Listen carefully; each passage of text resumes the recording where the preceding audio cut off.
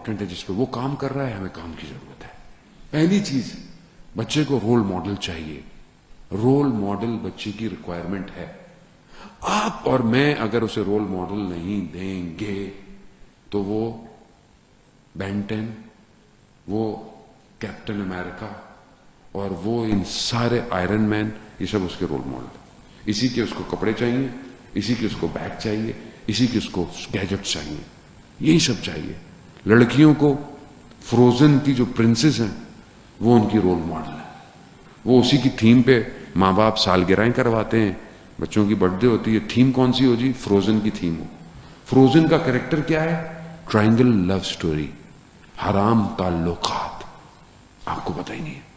آپ کتابوں کے اوپر بھی انہی کی تصویریں چاہیے. جب آپ بار بار دیکھیں گے تو اثرات تو مرتب ہوں گے آپ کے اوپر.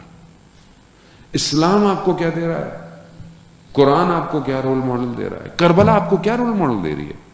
مگر کیا آج ہمارا جوان علی اکبر بننا چاہتا ہے؟ کیا آج ہمارا جوان حضرت قاسم کی طرح اپنے بدن کے ٹکڑے کرانا چاہتا ہے؟